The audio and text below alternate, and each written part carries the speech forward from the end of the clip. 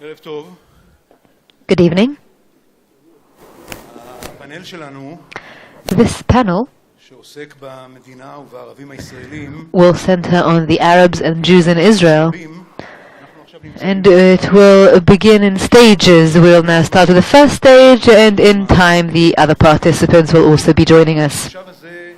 This panel is being carried out under the auspices of the INSS and the Israel Democracy Institute, and it is part of a collaboration, an expanding collaboration between these two institutes on the matter of Israeli Arabs. I think that anyone who monitors reality cannot be but impressed with the fact that the relationship has now hit rock bottom, an unprecedented low. The wave of animosity that really has peaked during Operation Protective Edge has not settled yet. And when we come across incidents such as people being beaten and bleeding and battered because they speak Arabic, that is a sign of deterioration that really gives rise to the question, how can we get up from this point and share a life together between Jews and Arabs in the State of Israel? In the entire view of challenges Israel faces as a Jewish and democratic state, it is clear that the challenge of the State of Israel's approach and the Jewish majority's approach to the Israeli Arab citizens is one of the greatest challenges. In terms of Israeli democracy, I think that no other challenge is greater and more important than this one. When it comes to the relationship between a majority and constant minority, in a democracy, we don't have the mechanism that works usually between majorities and minorities, because that relationship usually is based on the fact that the majority knows it can be tomorrow's minority, and therefore the approach to today's minority is based on the fact that being unfair, the majority's unfair behavior towards the minority can backfire when today's majority becomes tomorrow's minority. But the same mechanism does not work when it comes to a relationship between a constant or fixed majority and a minority. And I don't know what needs to happen in order for the relationship between Jews and Arabs to be reinstated in the State of Israel based on mutual common citizenship. And that is why we have asked the speakers to come in tonight and speak about this. But I do know the elements that cannot exist if we are interested in a life of sharing, a joint life between Jews and Arabs in Israel. I think it is inconceivable to base such a relationship on a demand made at the Jewish majority to give up its identity. Such a relationship will not be based on the idea that Israel, which was established as a Jewish and democratic state, will cease to be a Jewish one. And the Jewish people will be the only people among all nations that waives the Jews' right to self-determination, to define themselves as a Jewish nation and a Jewish state in Israel. It is also equally inconceivable that such a relationship will be based on an assumption that the Arab citizens are some sort of an excess charge, some sort of guest that happen to be here, that are temporary guests, and that Israel would rather not have them there, and so it will just shrug them off. Clearly, the Israeli public, the Arab public in Israel, is an integral part of Israeli society and of Israel at large. There is one more thing that is taking place in recent years that has implications on the way we view the Israeli-Arab conflict. and the way that Israeli Arabs are being treated, which I would like to talk about as something that makes it impossible for life for life together. And that is the idea that is being heard more and more from leaders, and that is becoming more and more popular among Israeli society, whereby the Palestinians are an essential enemy, an enemy by nature of our state, and therefore the conflict with them is a constant, ongoing conflict that cannot be resolved and cannot be escaped. And therefore the nations are doomed to live in a constant conflict that stems from the fact that Palestinians are Palestinians, and as such they are eternal enemies of the State of Israel. This view of the Israeli-Arab conflict has disastrous implications on the way that Israeli Arabs are perceived. Aside from the fact that this view is inherently a prophecy that must be realized, it also makes Israeli Arabs, as part of the Palestinian people, it makes them, by essence, by nature, enemies of the State of Israel. And according to such a view, if one adopts it, there can be no common, respectful life, mutual life, a joint life between Jews and Arabs in Israel.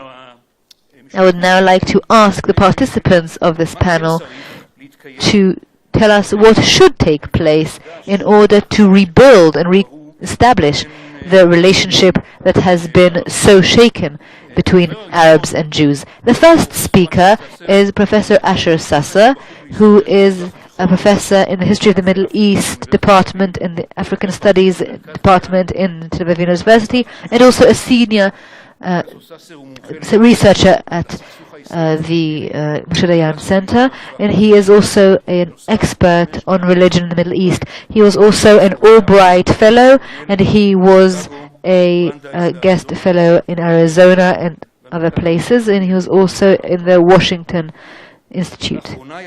He has recently published a book called Israel, Jordan, Palestine, the Two-State Imperative. He previously published the political biography of the Jordanian Prime Minister. So Professor Sasser, the stage is yours. The floor is yours.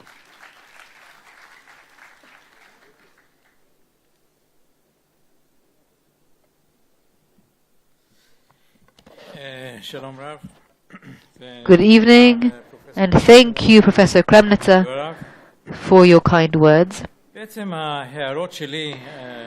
My remarks actually are an extension of what Professor Kremnitzer said in his introduction, and I would like to propose changes in the political framework in Israel in order to answer two questions. First, the question of recognizing Israel as the Jewish people's nation-state, and I certainly agree with Professor Kremnitzer, and I will reiterate that it is inconceivable that in order to improve the relationship between Jews and Arabs in Israel, the Jews must waive their national rights. I don't think that is the right starting point or a reasonable starting point, and therefore non-nation state is something, or an idea that replaces Israel is not something, a path that we should go down. But I would like to make several other comments, historical comments, in order to set a framework for this discussion. I feel there are two kinds of Zionism. There is Zionism that I like to call the defensive Zionism, the Zionism that established the State of Israel, that existed until about 1967. The kind of Zionism that was an act of self-defense by Jews against their historical how history treated them, their fate. This sort of Zionism, the self-defensive Zionism, was the kind of Zionism that was legitimate in and of itself and in the eyes of the other nations because the land was divided, because we recognized and acknowledged the other. The land was not empty. Other people were living here. And from here, based on that, we reached a two-state solution. And in the two-state solution, Israel is the nation-state of the Jewish people. The legislation proposed in Israel in recent months to ensure that Israel remains the Jewish state by minimizing the status of Arabs and harming them as citizens and preferring the definition of the state as Jewish rather than democratic is exactly the undesirable sort of legislation. It is a factor that belongs to the other kind of Zionism, the more aggressive kind of Zionism, or perhaps to even say one that overrules others, does not see the other and their place and role in this land, and perhaps it does not even accept truly the two-state solution. Due to the importance, specifically due to the importance that I attribute to the idea of Israel as the Jewish state, the state for the Jewish people, and particularly in light of the fact that I do not want to pass up on this concept, and I don't think that the Jews should waive their right to self-determination. In order to maintain the legitimacy of the Jewish state, we need to recognize the Arab-Palestinian minority in Israel as a national minority. And we should acknowledge and recognize their civil rights as such as well, as a national minority, with collective rights as well. Two nations live in this country, and we need to recognize this reality, both by establishing a Palestinian state alongside the Israeli one, and by recognizing the minority within Israel, within the Jewish state, as a national minority.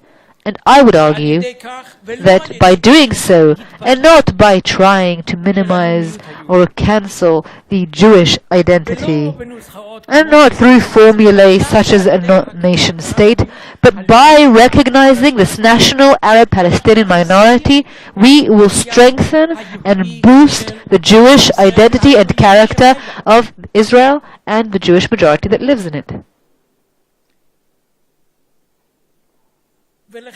And therefore, we do not need to ensure that the state is Jewish by excluding Arabs and harming their rights and not recognizing their nationality, but on the contrary, by recognizing this reality, not in order to harm the Jewish people's status, but in order to enhance the character of the state as being a state for the majority of the Jews in it, but also for the minority of Arabs. And how will this be expressed?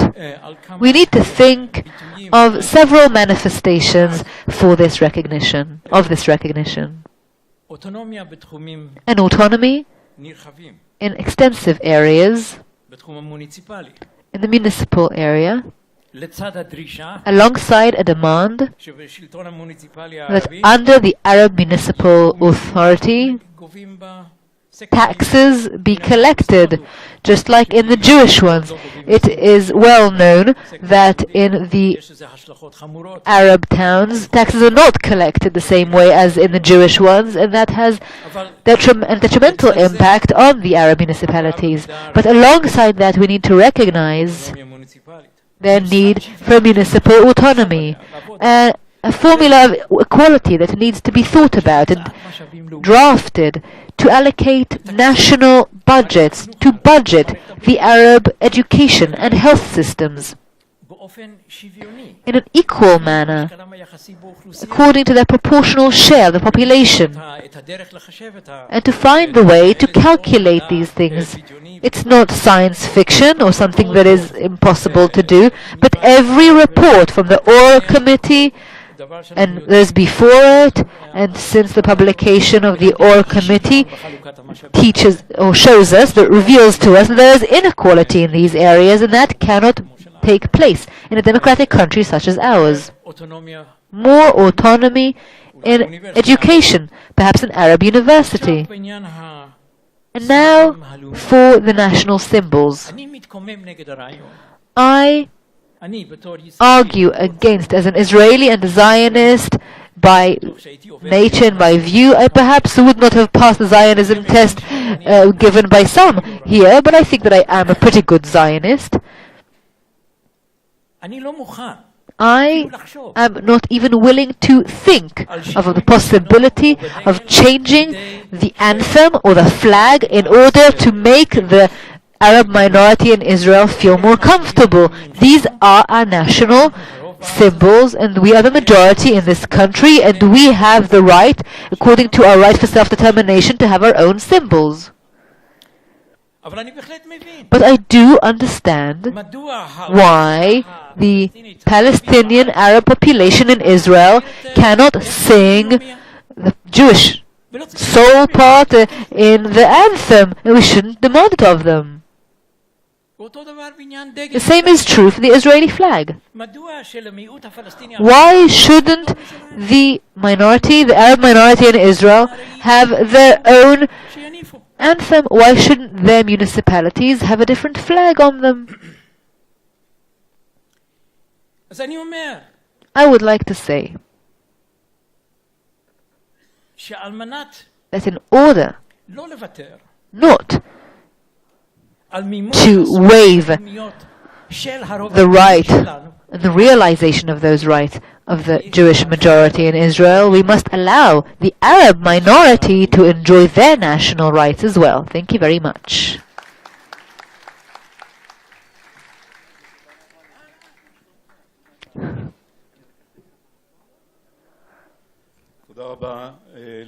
Thank you, Professor Sasser. Originally, we should have had with us Aghbarieh-Zahalka, but he said because of an urgent meeting he won't be able to be here. And so I really thank Mr. Sami Abu Shehadeh, who agreed to come on a very short notice in order to share with us his thoughts. Mr. Abu Shehadeh is today the Secretary General of the United Party. He's on behalf of Balad. He was a member in the City Council of Tel Aviv-Jaffa, and he's a PhD candidate in Tel Aviv University. The floor is yours.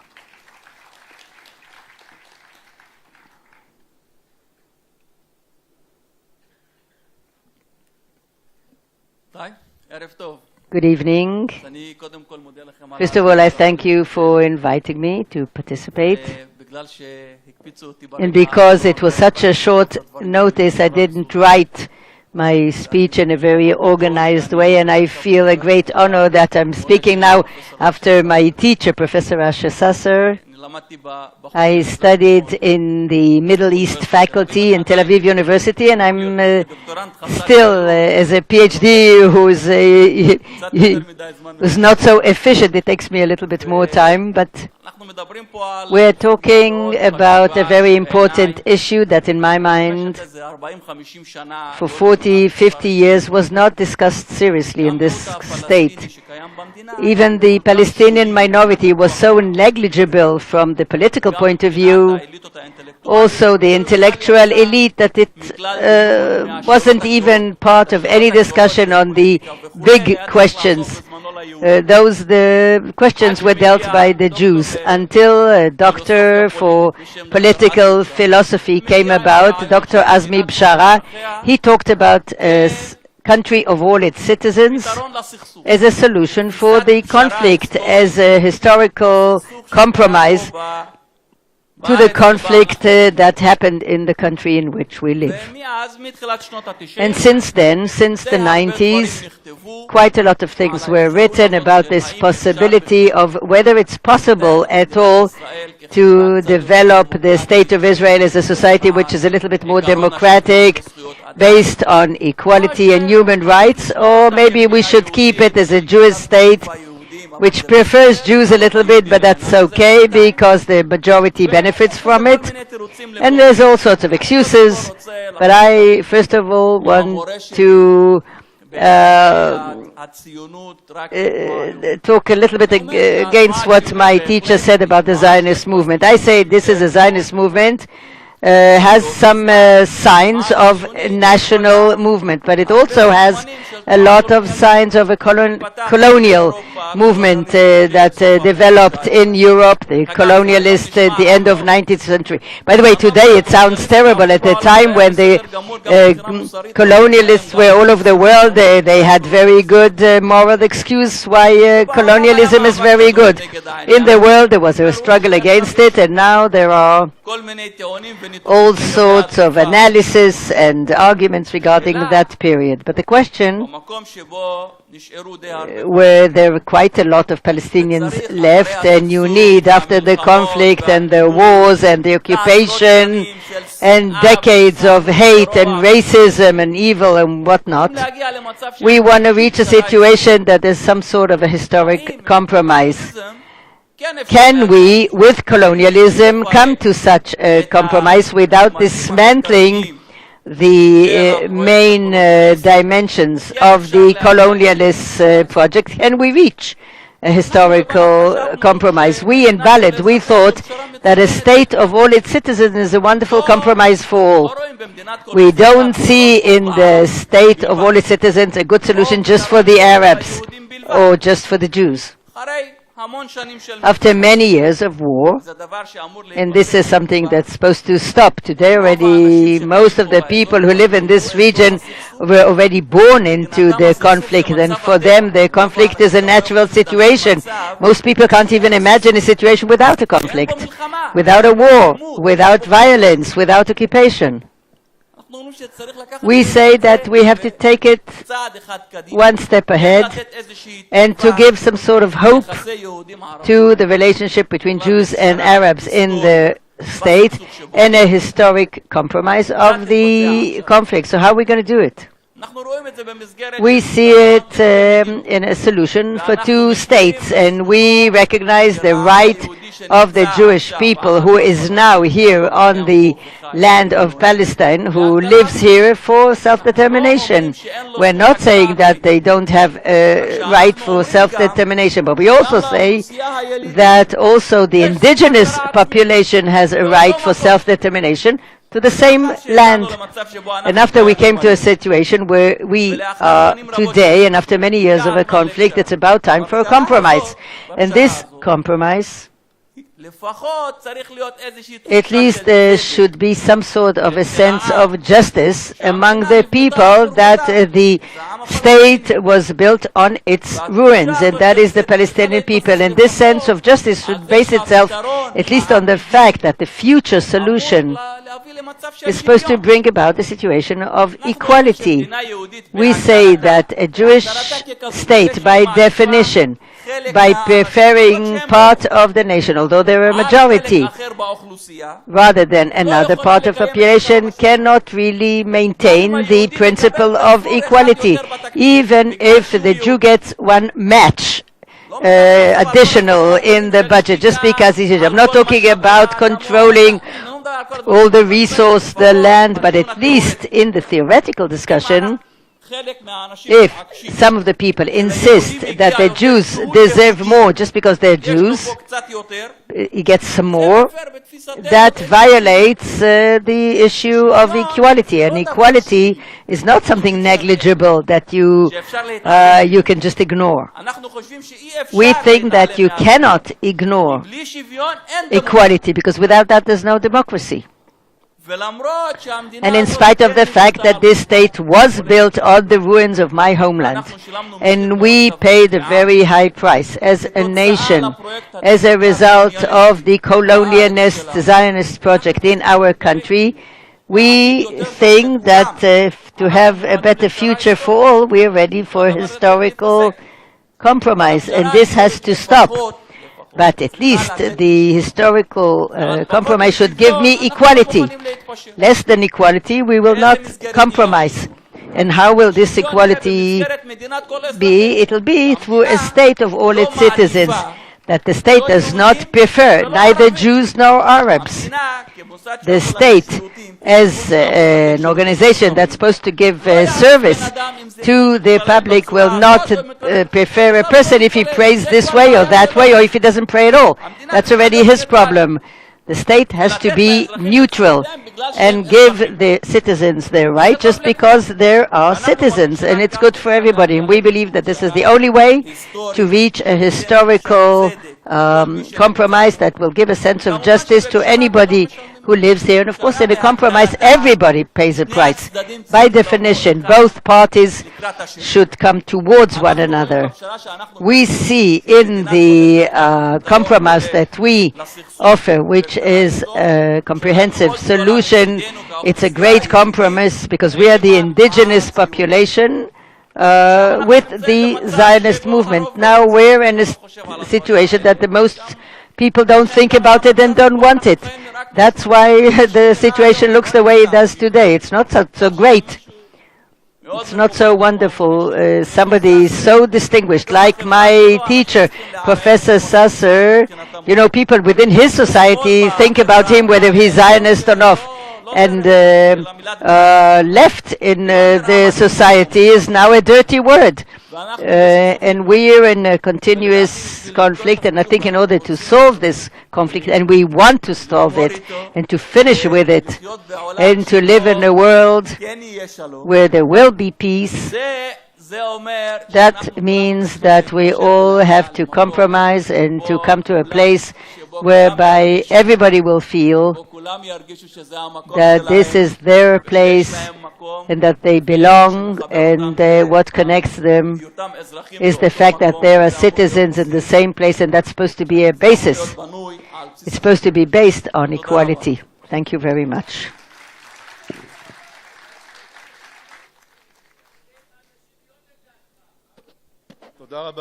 Thank you very much, Mr. Abu Shehadeh. No questions now is not the time. And please respect the speakers and don't heckle. And if we can, we'll have some Q&A, but we have some order, so please respect it. The next speaker is Mrs. Asma Aghbarieh-Zahalka. She is a journalist, a social activist. She heads the Dayan party, City Without Borders in Tel Aviv. She worked for residential rights in Yafo and also in Jerusalem. She also ran to a few Knessets from her party, Dayan, to Knesset, and I suppose that, unfortunately for her, they didn't get in. Please.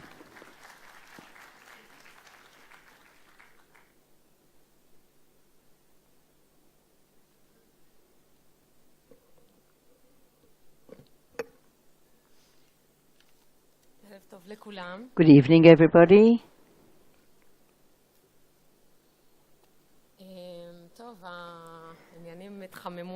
Well, things got heated up right from the beginning. There'll be also questions about flames and how to reduce flames. I listened to what was said, I have a feeling that some of the things, it's a bit too early. They came before their time, as if the problem is solved and now let's solve it between us. The problem is still there, the occupation is still there, the settlements are still there, and in my opinion, as long as this problem hasn't been solved, it will be very difficult to solve the issue of the relations between Arabs and Jews in Israel, because the attitude of the state towards, here I have one supporter already,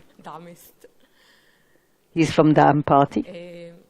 The attitude of the state towards the Arab citizens from time immemorial is a derivative of the relations of the country to the Palestinians in the occupied territories.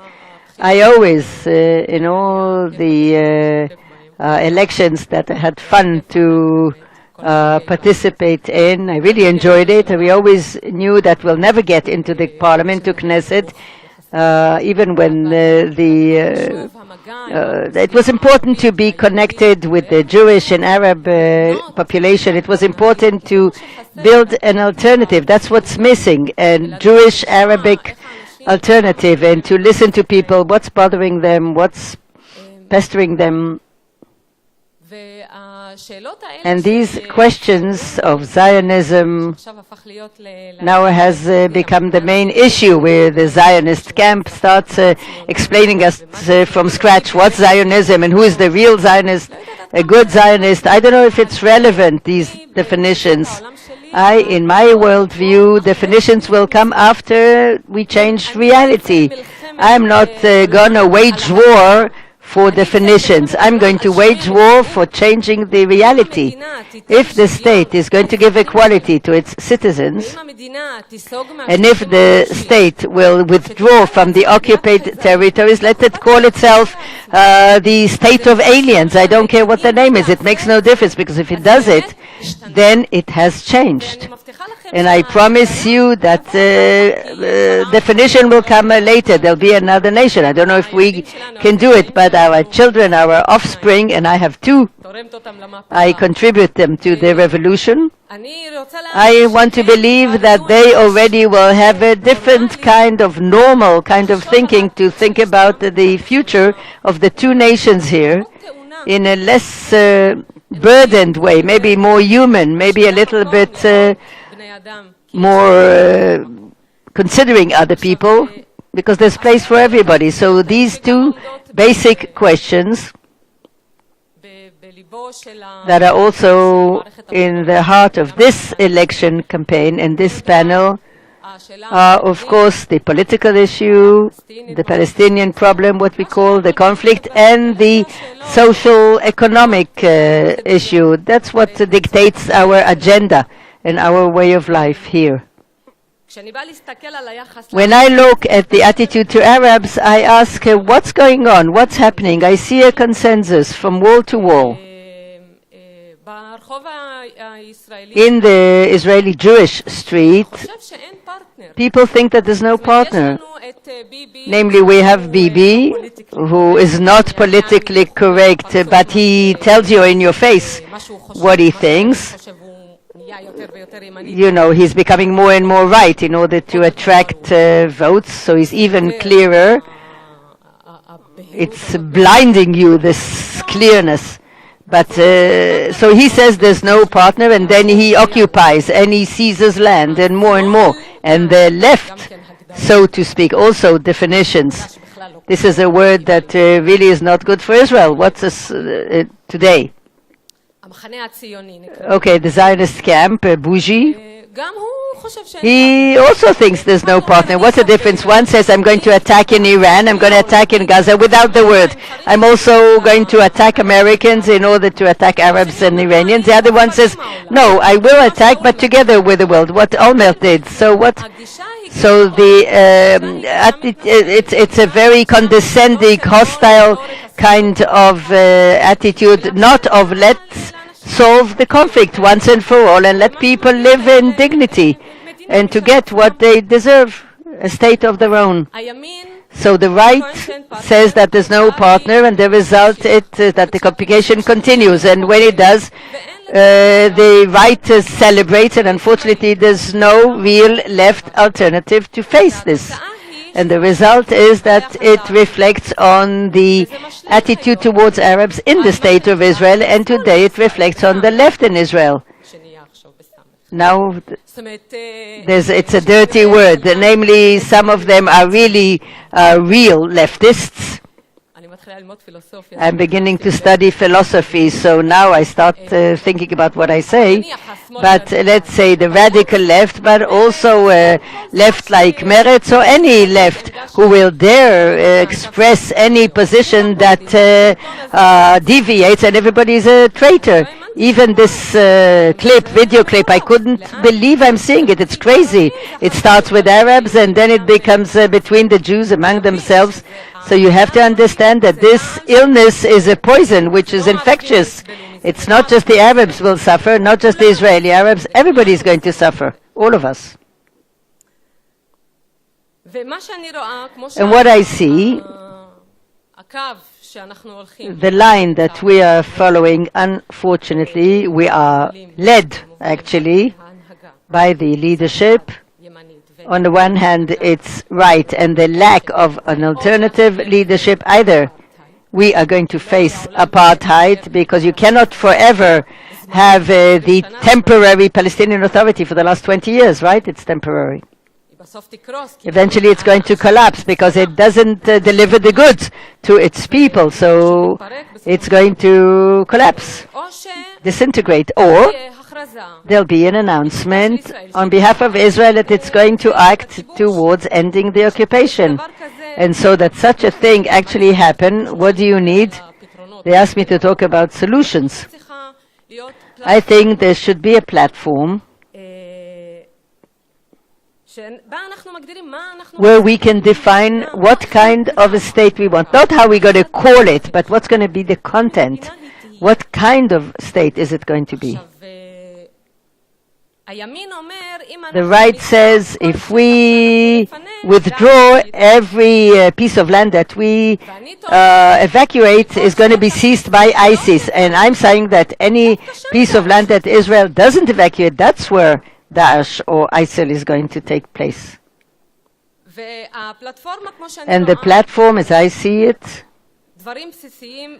basic things is to dismantle the settlement and withdrawal with an agreement with the Palestinians. And that will require a deep-rooted change, not just in the Israeli Jewish side, but also on the Arab side. I'm very aware, I'm very active among my people. And I said ISIS did not oversee the Arabs in Israel, but of course the problem is very comprehensive, and the fundamentalism on the Arab side, like the Messianic one on the right side of Jews, they are both enemies of democracy, and both societies suffer from it. And I think that change has to act parallelly. Every side you have to work on your inner problems, on your social diseases. But for that I believe that we have to create a Jewish Arab party. Dayan is a workers' party. We have both Jewish and Arab activists. It also participated in the social protest. It has a workers' union with Palestinian workers, Arab workers, and also lecturers of art and teachers and people who, musicians, Ashkenazi, Zionist Jews. They probably vote for the left, but we're not going to say anything, I'm not sure. So, there's a possibility, seriously, and reality pushes people to look for a partner. And here I go into the second question, and that is the economic problems. Today, they're talking all over the world. You saw what happened in Greece, in Spain.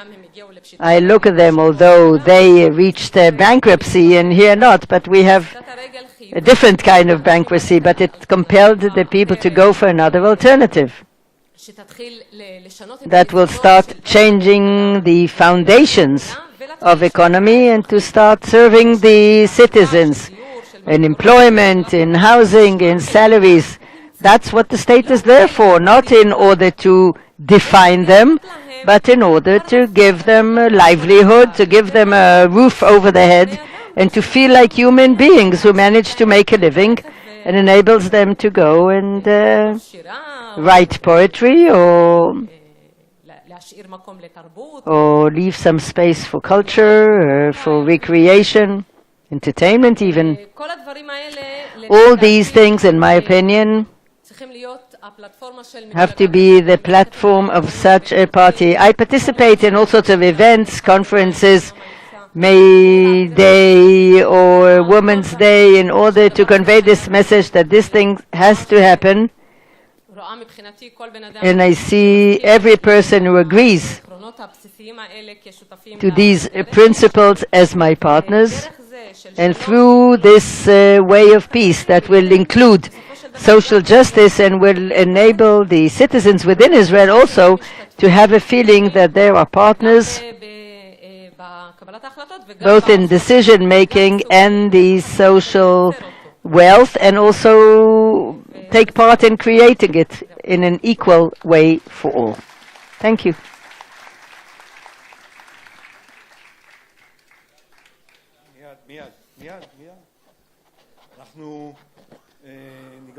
We will now go for a second round, and before then we will also be allowing some Q&A.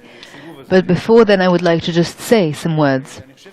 I think that it is clear that as long as the Israeli-Palestinian conflict continues and is unresolved, it creates a difficulty and significantly places weight on the internal Israeli relationship between Israelis.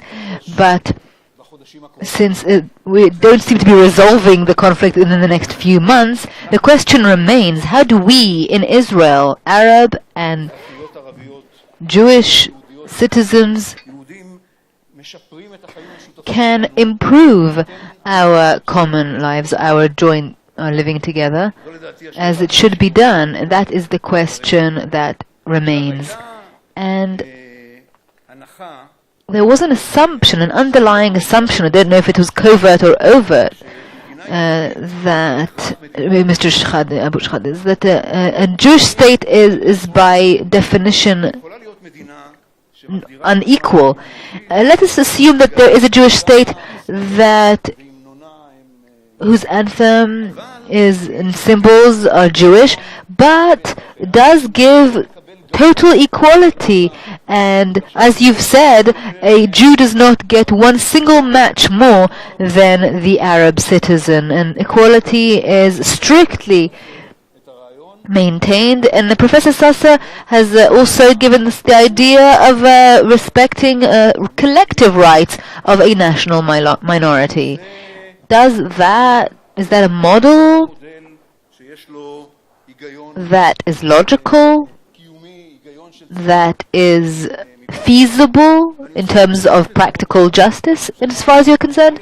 And I will add that another formula to that, one that makes life simpler than they really are. In Israel there are two groups whose national foundation is very important to. For Jews, the national foundation is not only important, it is essential, it is critical. We have no other place in which we can express our self-determination. We know what life looks like when we cannot enjoy self-determination, and therefore I always say that I'm willing to support the idea of countries that strip themselves of their national identity, but I want us to be the last in line. And I think that we have good historical reason why we should be at the end of the line rather than at the beginning of it.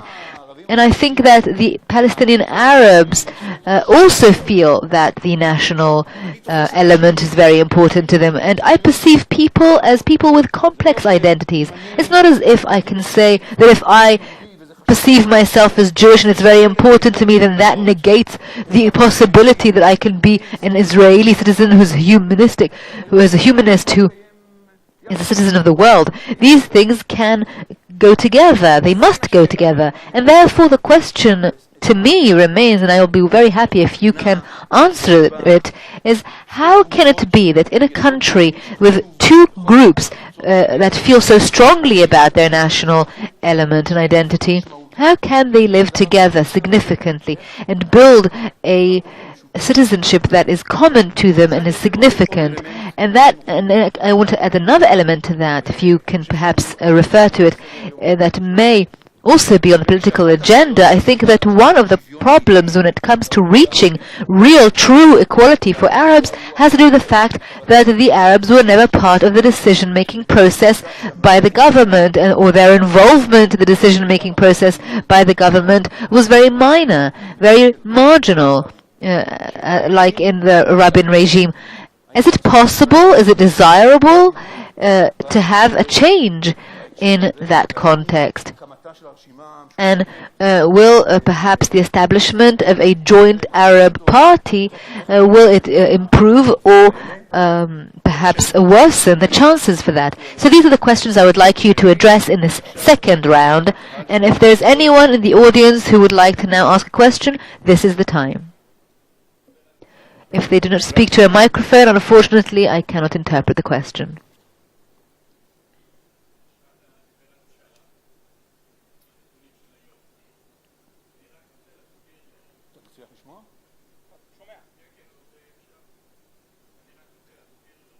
I'm sorry, I cannot interpret the question.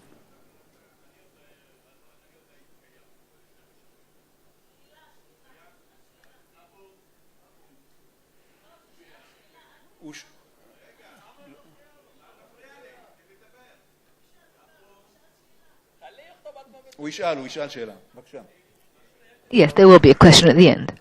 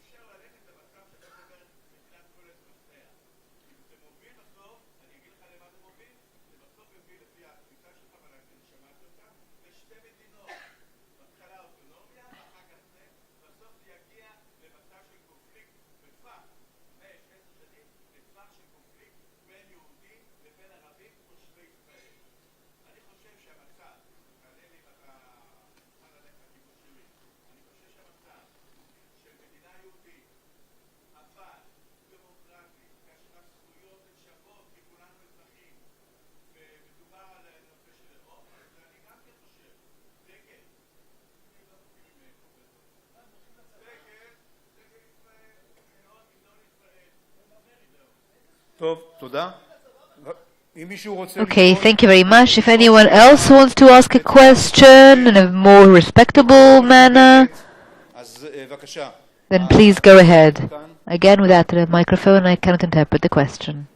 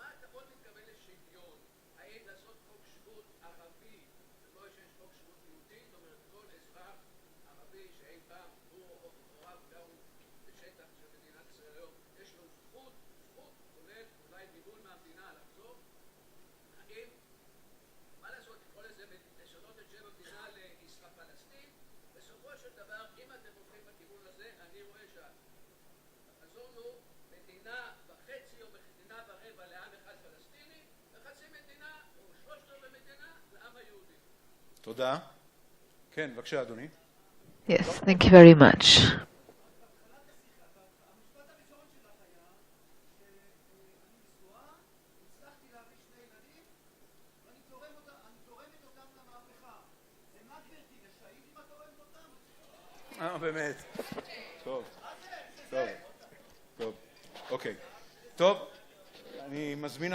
Okay, I would now like to ask, do you want to begin?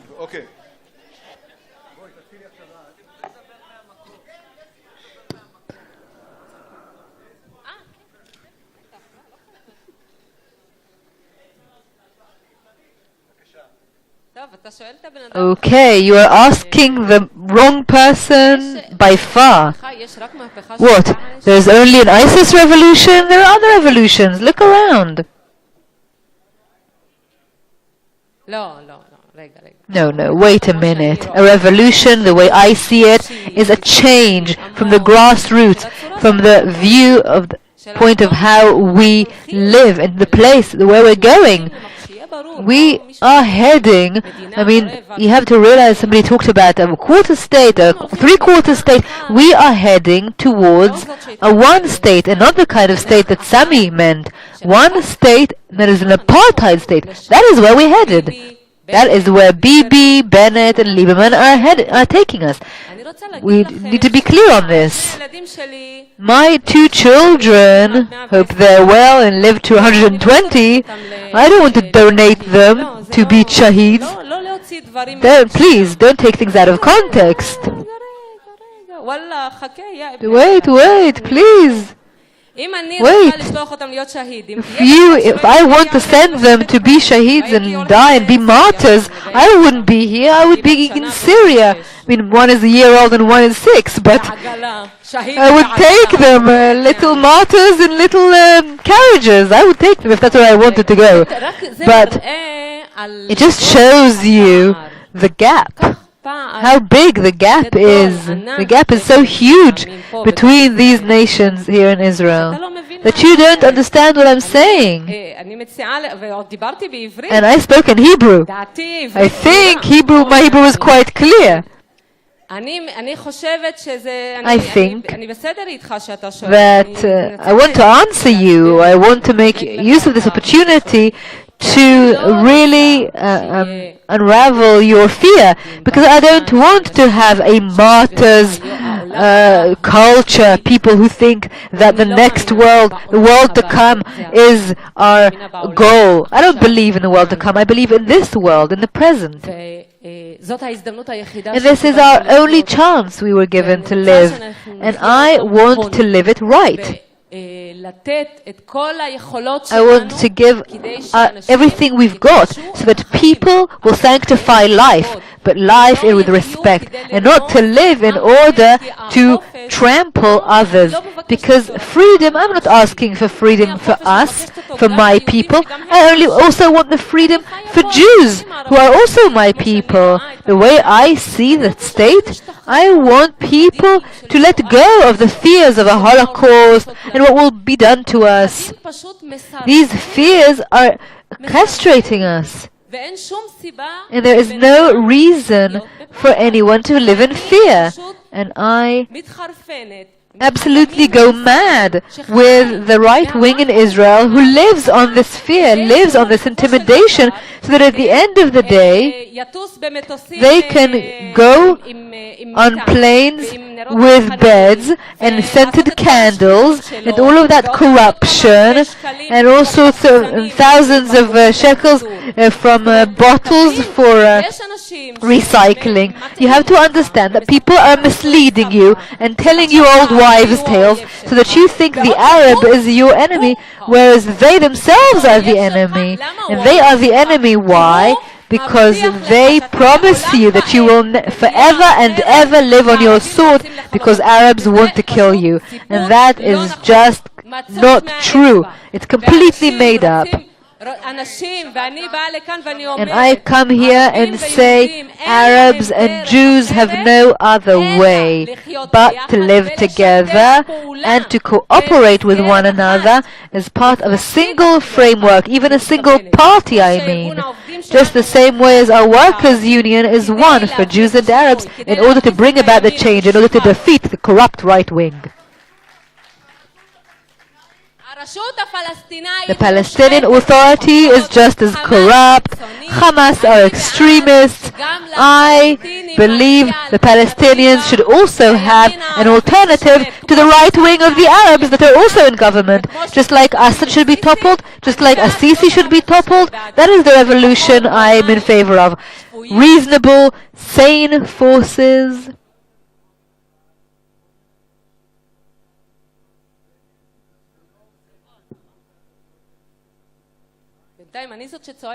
Now I'm the one who's yelling, it seems. I just want to say that as far as I'm concerned, when I talk about a revolution, I saw the Arab Spring at the beginning of it. I saw young people going out and demanding social justice, just like they did in Israel that summer, just like they did in Spain and Greece and Italy, in many places, even in the United States. These are the kind of forces that I see myself part of. And I think that also on the Palestinian street there should also be such an alternative, because people are fed up with corruption, are fed up with extremists. They want to live their life respectfully. That's all I'm saying. And I think that you can also take part in this path. Thank you very much. Mr. Abu Shehadeh?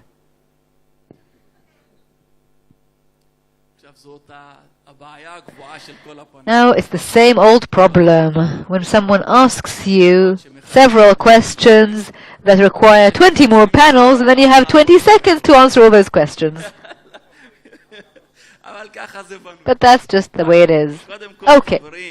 So, first of all, my friends, as for an all-citizen state or an all-nation or non-nation state, Mr. Zahalka talked about several things that can take place, and I think that are important and cardinal in such a state, that include what seems to us on the panel, what we thought was obvious, that recognition in the Palestinian minority as a national minority, that they have collective rights. That is something that is very basic and should happen, but we're so far removed from it in our society, because one of the greatest inventions of Zionism was the Arab Israelis, or Israeli Arabs. They have made up their own type of Arabs with this term, this Israeli Arabs. This nation is very interesting. First of all, they don't have a national identity, or they don't have a clear national identity. If they have any national identity, it's quite vague. In addition, its history begins with the establishment of the State of Israel.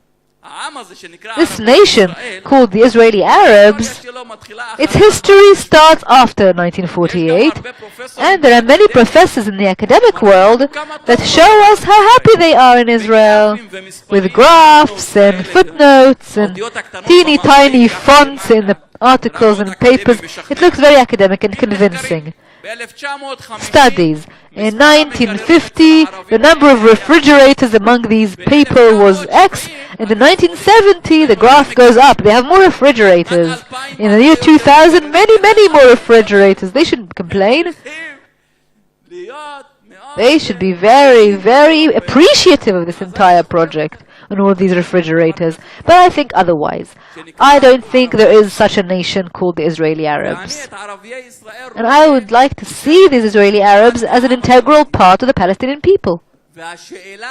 And the question of the Arab minority within the State of Israel is a direct outcome of the 1948 war, and a direct outcome of the conflict between the Palestinians and the Zionist movement.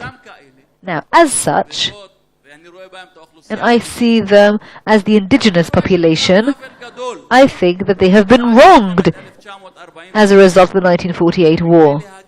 And in order to reach some sort of compromise that will also include recognizing them as a national minority, we need to first of all realize that something went wrong. Something was improper. And it was done for this reason or for another reason, but we need to recognize that something went wrong. And once we've done that, once we've perceived it this way, and you want to now resolve this within a two-state solution, that perhaps they will remain within the Israeli state as a minority in order to protect them, because they are an indigenous population, they have collective rights. Once you have recognized them as a national authority, a national collective, you need to give them autonomy. I taught political science in a certain place, and I was fired because in 1999 the principal in my school called me up and said, "Sami, I have been instructed from above that if you continue to teach history next year, I will have problems with my budget." Not because I'm a bad teacher or a good teacher, but because he was worried. And why? Because I told those Arabs they were Palestinians. So there is a constant interference by the state in everything that happens, and they decide what kind of history we should be teaching and what sort of Arab literature we should be teaching. And we think that as part of this compromise, it's very basic. I'm not saying a territorial autonomy or anything too big. I'm talking about something that is very basic, a cultural autonomy, where we can write our own curricula, where we can teach Arabic as a language the way we think it should be taught. You know, what Arab students are failing at is Arabic. 50% fail, and those that do pass only 3 units of matriculation. So we need a cultural autonomy that allows for an Arabic university and an Arabic TV and radio stations funded by the state. And I know that we are quite far removed from that. I know what kind of society I live in.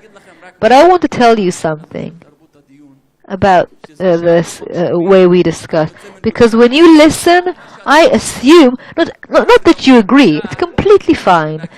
But in order to get somewhere, in order to develop some form of dialogue, we need to learn, just like we listen when we hear terrible things each and every day, a demographic bomb, and enemies, and all sorts of things like that.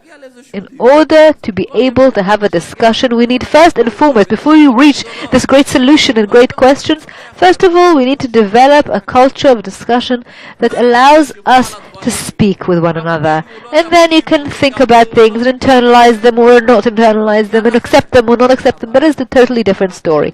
But first of all, start with being able to have a dialogue. And you don't have to agree. That's okay. Okay, Professor Sasser.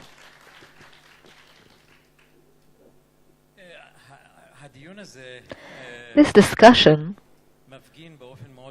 demonstrates quite well the gaps in the discourse between the Jewish majority and the Arab Palestinian minority. And I must say that as one who is willing to recognize the rights of the Palestinian minority in Israel, I also in my research and the material I read, I always come up against things like Sami talked about, and it is a problem for the Jewish majority, and it is a problem for me. It's very difficult for me to discuss with someone who I want to recognize the rights of when they recognize me as something illegitimate. It is very difficult to reach a historical and historic, in fact, compromise in this way. The state of Israel cannot exist as a Jewish state based on recognition of it as some illegitimate phenomenon. There is a foundation here, a basis here that evokes the fear among Jews of this latent animosity that comes with history. And that is a problem that we cannot ignore. The second point I want to make is that Sami is completely right. It's all an outcome of 1948, but it takes two to tango. 1948, the Jews weren't here alone. The Arabs constantly refrain from taking the responsibility and assuming responsibility for the decisions they made and the outcomes of the decisions they made. I recognize everything you talk about in terms of inequality, but I have to say that as a Zionist and a Democrat, I would have liked Israel to be a role model of equality. And still, we can't get very far if we adopt de-legitimization approaches on one hand, the same way you don't like the term Israeli Arabs, I don't like to be called a colonialist. And also, the recognition in the mutual responsibility for the history that we have been through. And that is very influential on the way Israelis perceive and understand themselves and understand their own needs. We as Jews, and as those who want to live in a Jewish state, are not blind to what is happening around us. Can you imagine a non-nation state, an all-citizen state, where the Jews are not sovereign? Who will protect us at the end of the day against those who might harm us? And there are those who want to harm us. It's not true that there are no hostile Arabs and only Jews eat pistachio ice cream and are hostile to Arabs. Of course, the one who does eat this pistachio ice cream is not, I'm not one of his fans, but still, these are things that need to be seen as they are. And alongside the recognition of Palestinians for what they are, we also need to recognize the legitimacy of the other side. Thank you very much.